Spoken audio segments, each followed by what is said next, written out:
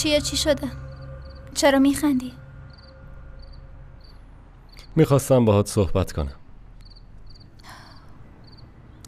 حتما ماشین میخوای و میخوای پولشو از من بگیری. به جز این دیگه چه حرفی داری؟ به خدا رفتارات زشته. تو خیلی با من بد رفتار میکنی. تو فکر میکنی من انقدر خودخواهم؟ بحث پول دیگه تموم شده. خودت گفتی هر جور خواستی میخوای خرجش کنی دیگه. اومدم درباره ریشام باهات صحبت کنم. تو اصلا از ریشام خبری داری؟ چی میخوای دربارش بگی؟ حال ریشام خوبه؟ تو که با مادرت تلفنی حرف زدی. اون در موردش چی بهت نگفت؟ نه، چیزی بهم نگفته. بگو ببینم چی شده. باور کن خبرایی که میخوام بهت بگم همزمان هم خبرای خوبیه هم خبرای خیلی بدیه. اما من نمیدونم تو ازش چی برداشت میکنی. خودت میدونی. منظورت چیه؟ درست حرف بزن دیگه. چرا حرفتو رک بهم نمیزنی؟ خب این چیزی که الان میخوام بهت بگم برای آدمایی که توی روستان خبر خیلی بدیه، ولی برای ریشام خبر خوبیه. بگو چی شده؟ ریشام با زعیم فرار کرده. خب این ایرادش چیه؟ اون زنشه، میتونه هر جایی خواست بره. اصلا متوجه منظورت نمیشم. این که مشکلی نداره. نه دیگه، ریشام با زعیم ازدواج نکرده. مگه تو خودت نگفتی که با هم ازدواج کردن؟ چرا بهت گفتم، ولی منم چیزی که شنیده بودم و بهت گفتم. اونا کجا رفتن؟ منم خیلی چیز زیادی نمیدونم. فقط میدونم گلباز خان بدجوری داره دنبالشون میگرده. این خبر خوبیه. اینجوری براشون بهترم هست. آره بهتر که هست، ولی جای نگرانی هم داره. چرا جای نگرانی داره؟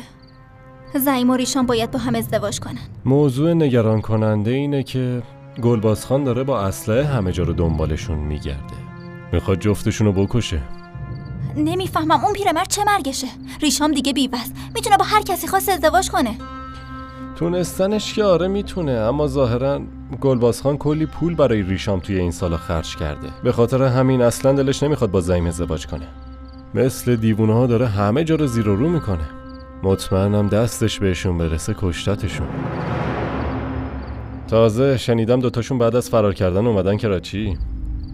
اومدن کراچی؟ پس چرا نیومدن پیش ما؟ اینشو دیگه نمیدونم چرا نیومدن. میتونی بری از سارا خانومت بپرسی. خب چرا سارا خانوم؟ اون از کجا بدونه اونا کجان؟ والا سارا خانم جونت که خیلی عقل کله. تو که هر مشکلی داری میری به اون میگی. شوخی نکن علمزب. تو تنها کسی هستی که میتونی پیداشون کنی. خودت هم میدونی. آخه چجوری پیداشون کنم؟ کراچی شهر خیلی بزرگیه. تو این شهر درندش خیلی کار سختیه. باید برم اداره پلیس، با پلیسا صحبت کنم، بعد از اونجا یه ردی تازه ازشون پیدا کنم، برم توی ایستگاه اتوبوس یا ایستگاه قطار دنبالشون بگردم. یه عالمه خستگی و وقت تلف کردنه. اصلا آسون نیست. تازه اگه گلباز خان تا اون موقع پیداشون نکرده باشه. بدبخت خونشون ریخته است. خیلی خوب باشه. اگه پیداشون کنی بهت قول میدم پول ماشین تو بدم. خب اگه واقعا پولو بهم میدی از فردا شروع میکنم. به نظر تا کی میتونی پیداشون کنی؟ کیشو نمیتونم بهت قول بدم، ولی یه قولیو بهت میدم. هر دوشونو میارم اینجا جلوی چشمت بشینن. اما تو هم باید یه قولی بهم بدی. تحت هیچ شرایطی حتی یک کلمه هم نباید در مورد این قضیه به پدر و مادرت بگی. روستا رو که میشناسی، همه تو روستا با هم دیگه در ارتباطن. خبرش زود پخش میشه.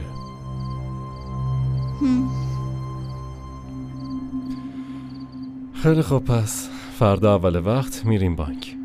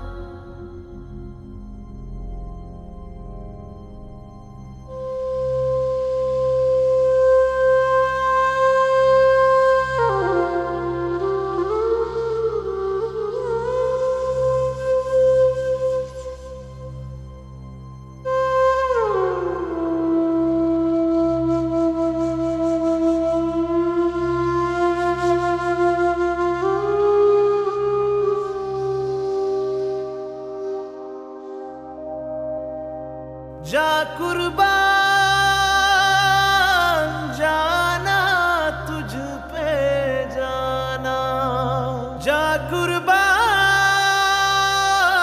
जाना तुझ पे जाना जाना तुझ पे जाना जाना तुझ पे जाना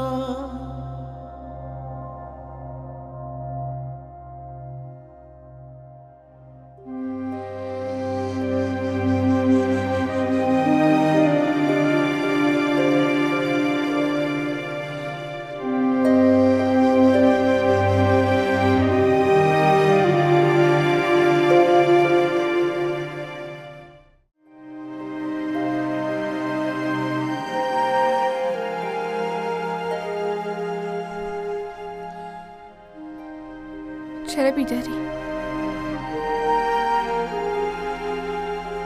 خوابم نمیبره. خب چی شد؟ گل محمد حرفایی که زدی و باور کرد. مثلا چه حرفی؟ مثلا این که ما با همیم. نه.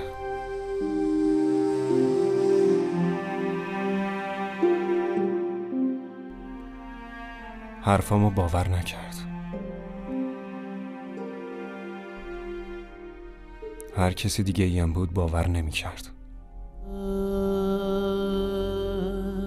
ما فقط خدا رو داریم. زعیم، تو زندگی تو به خاطر من به خطر انداختی، درسته؟ زندگی من توی ریشم. من کاری که برای عشق لازمه رو کردم.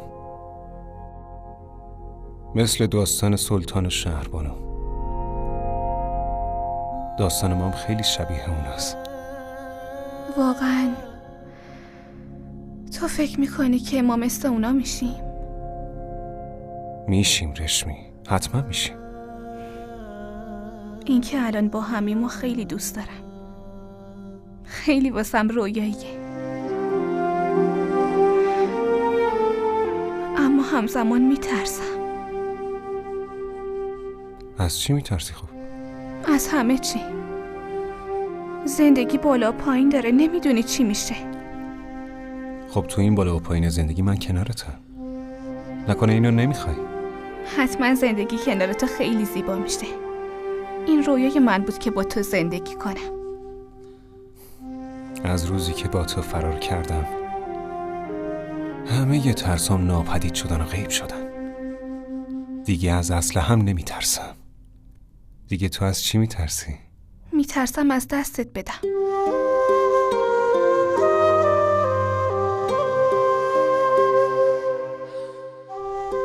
یه قولی بهم میدی؟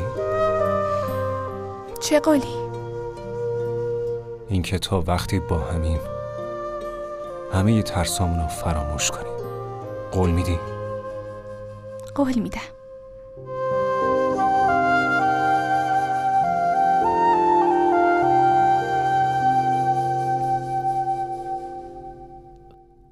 مادر،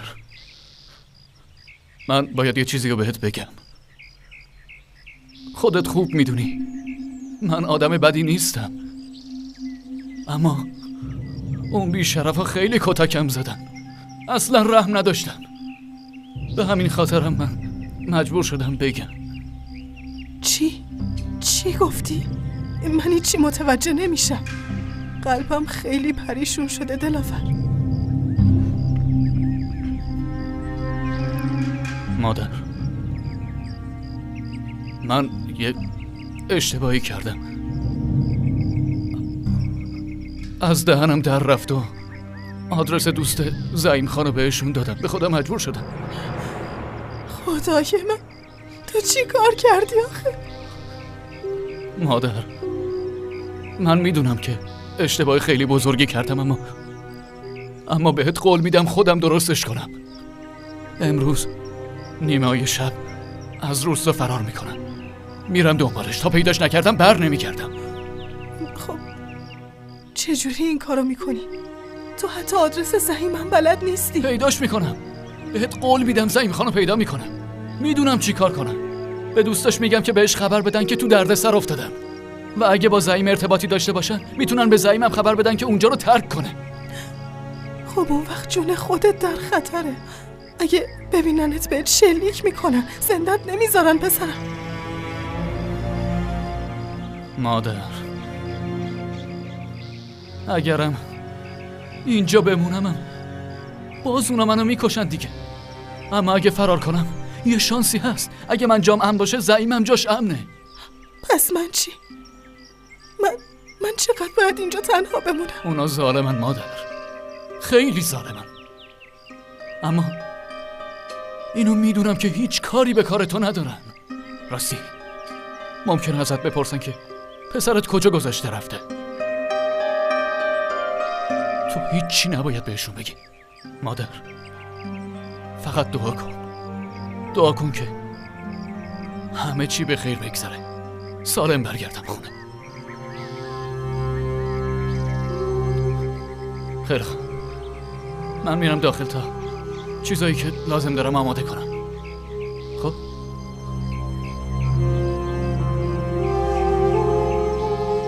مادر، یادت نره به کسی چیزی نکن.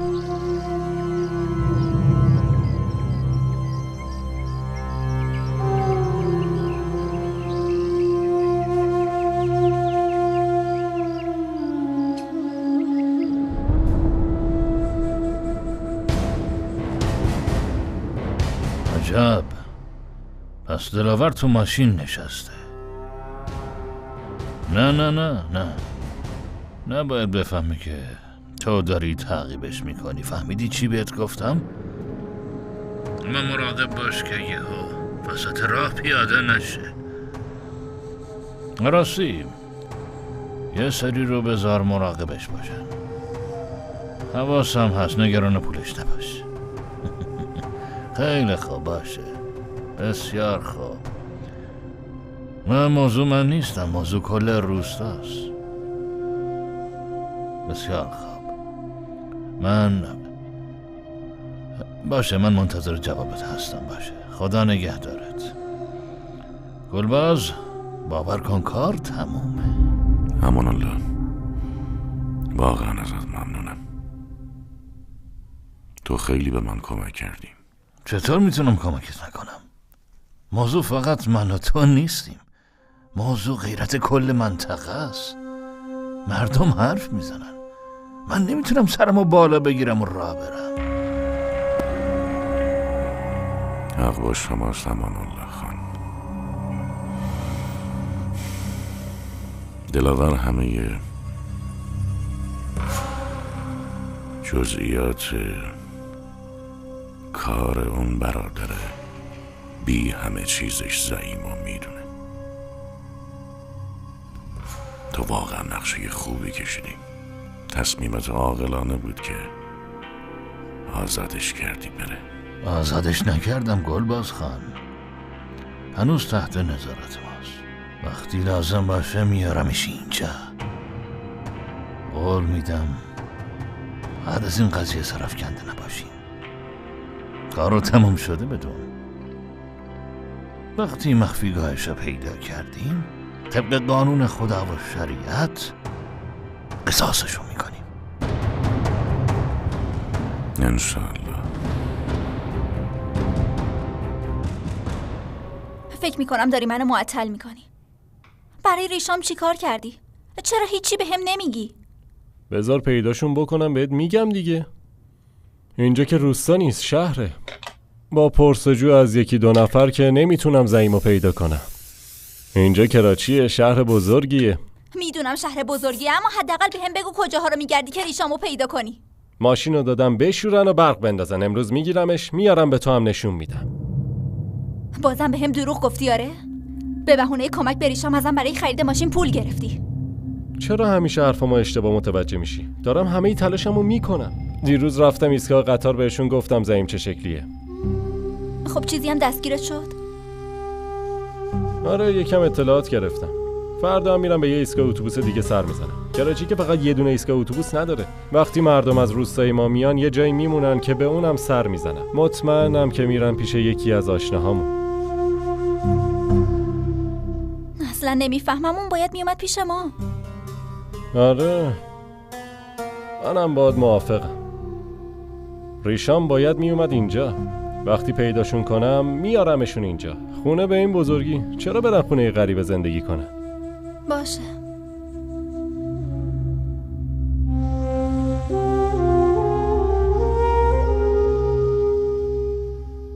به خدا همه جا رو دنبال زعیم گشتم، نتونستم پیداش کنم.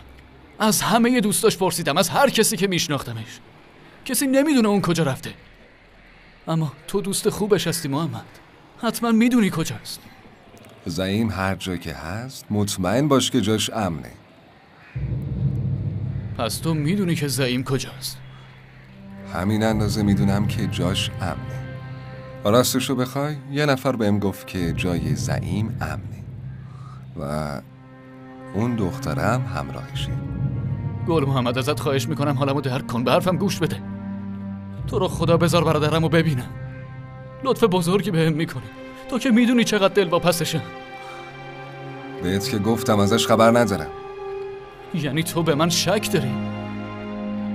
چه فکری کردی؟ به من درباره برادرم میگی و منم میرم به بقیه خبر میدم؟ اون برادر منه، هم خون منه. دلاور تو همه چی راجع به رسم و رسوم اینجا میدونی، پس چرا لجبازی میکنی؟ تو اینو خوب میدونی کسی که داره به یه نفر پناه میده رازشو تا ابد توی دلش نگه میداره. پس تو به زعیم پناه دادی، درسته؟ فقط در این حد میدونم که یه نفر بهش پناه داده. خب تو رو خدا اسم همونو بهم بگو دیگه. نمیتونم بهت بگم. کسی که به زعیم پناه داده منو قسم داده که به کسی چیزی نگم. من قسم خوردم. خب منم برات قسم میخورم. تو اسمشو بهم بگو، منم قول میدم به هیچ کس نمیگم. قول میدم. خیلی خوب. فقط در این حد میتونم بهت بگم زعیمو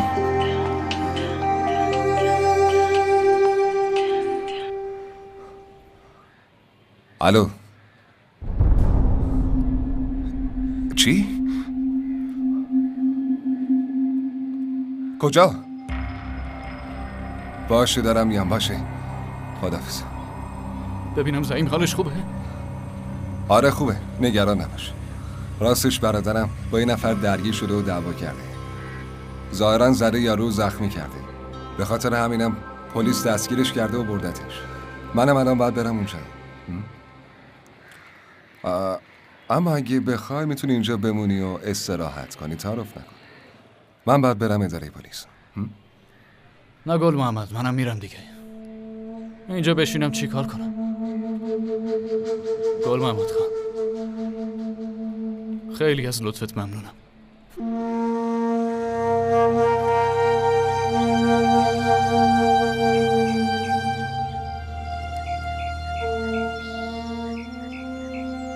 چرا انقدر ناامیدی؟ مگه اینجا جامون امن نیست؟ چرا؟ جامون امنه. اگه گل محمد اینجا به همون پناه داده همیشه از همون مراقبت میکنه. اما آخه تا کی؟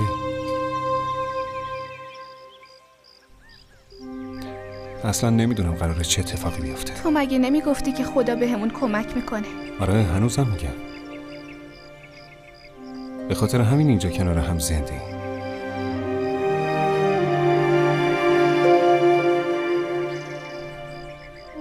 زندگیمون شده مثل حیوونا. روزی 3 وعده غذا میخوریم و بعد میخوابیم، بعد دوباره گرسنه میشیم و دوباره غذا میخوریم و میخوابیم.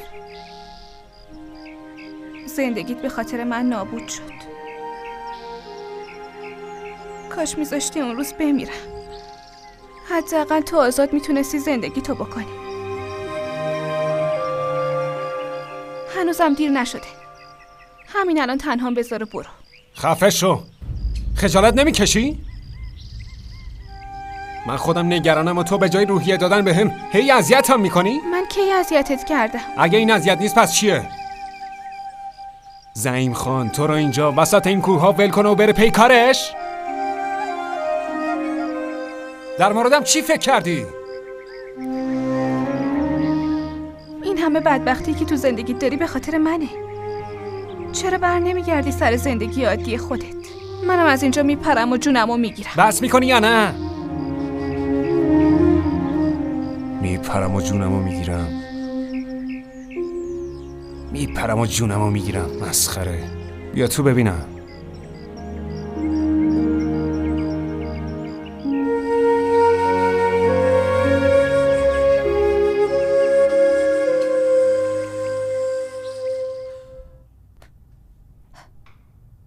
واقعا ناراحتم. عالمزه بازم ازم سوء استفاده کرد. خب وقتی میدونی دروغگوه چرا دوباره حرفشو باور کردی؟ همیشه وقتی با مهربونی با هم حرف میزنه بعدش من راحت گول میخورم. همه پسندازمو ازم گرفت. حالا دیگه نمیتونم خونه خودمو بخرم. خب حالا اتفاقیه که افتاده، خودتو ناراحت نکن. دفعه بعد بیشتر مراقب باش. دارم دیوونه میشم سارا. نمیدونم هر چیزی درباره ریشام بهم گفته. دروغ گفته یا راسته. هیچی دربارش نمیدونم. خب چرا از یه نفر دیگه نمیپرسی؟ از مادرت یا پدرت بپرس. اونا هم چیزی بهم نمیگن. وقتی از پدرم دربارش میپرسم دقیقا همین حرفا رو میزنه که اون توی خونه خودش خوشحاله.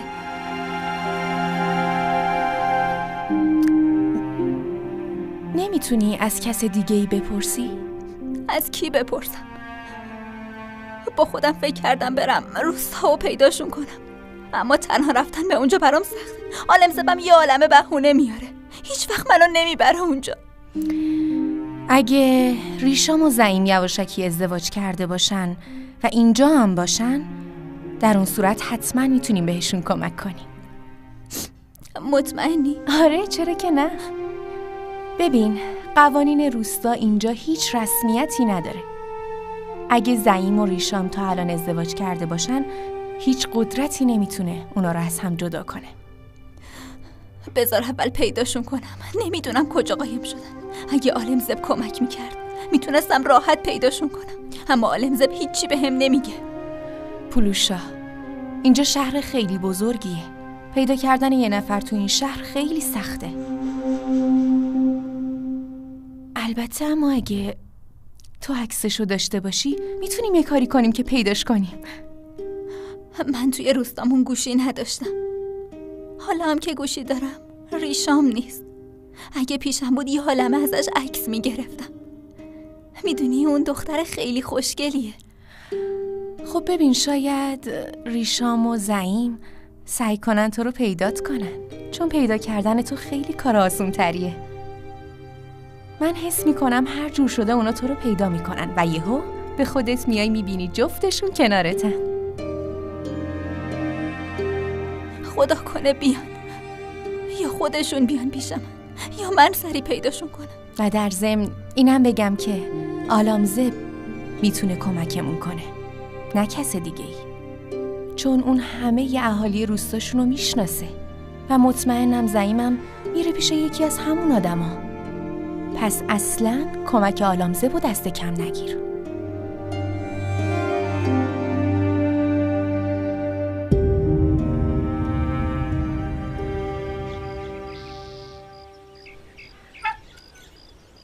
کجا رفتی؟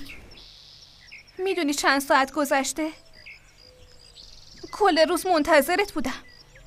چرا منتظرم بودی ها؟ مگه نمیخواستی اینجا تنهات بذارم؟ میدونم حرفام ناراحتت کرده، ولی من اصلا حرف بدی نزدم. تو چی بگی میگی حرف بد زدم؟ خیلی خوب، فراموشش کن. برای دعوا کردن کلی وقت داریم، بعداً دعوا میکنیم. بریم غذا بخوریم، حتما خیلی گرسنه‌ای. آره گرسنه که هستم، غیر غذا خوردن کاری داریم مگه؟ اینقدر با حرفات دلمو نسوزونه. منم خوب بلدم این کارو بکنم، مثل خودت عصبانی میشم. خب من اگه پیش تو حرفامو نزنم پس کجا برم بزنم؟ ولش کن، بعداً عصبانی باش، اول غذا بخور. نمیخوام بخورم، خودت برو. پس منم نمیخورم. تو مگه گرسنت نبود؟ آره، ولی اگه یه وعده غذا بخورم نمیمیرم. باشه بیا بریم تو بخوریم. نه تو برو بخور، من چیزی نمیخورم. حالا تو نمیخواد عصبانی بشی، شبیه یه قناری عصبانی شدی. خودت هم وقتی عصبانی میشی شبیه یه شاهین عصبانی میشی. باشه، پس به نظرت من یه شاهینم. بیا قناری عصبانی بریم. شاهین گرسنه شه.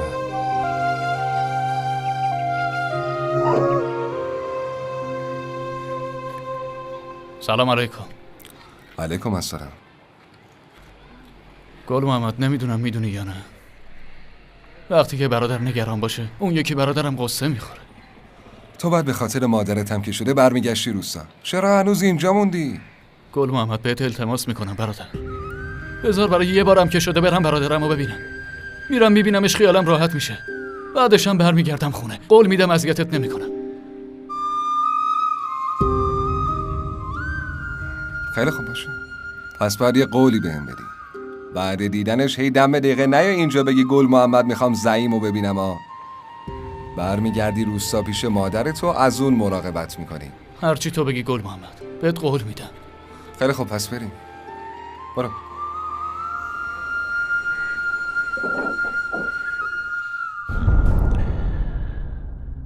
گلباز جان، دیگه وقتش رسیده.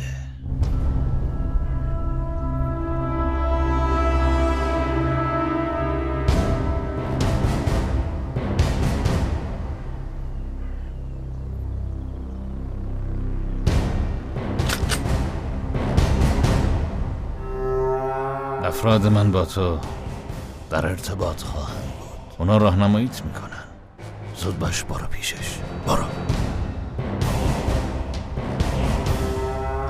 فی امان الله. فی امان الله.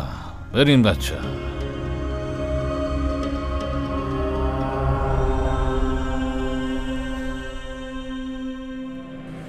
لعنت به دلاور، اونا رد تو رو زدن که رسیدن اینجا. بی خود گردن من ننداز، من حسابی حواسم جمع بود. زعیم، شما باید برین، زود باشین. دلاور، بیا این کلیدو بگیر، برو اون ماشین رو روشن کن. زود باش. برو. زعیم، ببخشید من نمیتونم همراز بیام. فقط میتونستم تا اینجا بهت کمک کنم. میفهمی چی داری میگی گل محمد؟ اونجوری گلباز خان میکشتت. زعیم، من به خاطر برادرم مجبورم اینجا بمونم. گل محمد گوش کن. زعیم، خواهش میکنم عجله کن. از اینجا برو. برو دیگه بجام.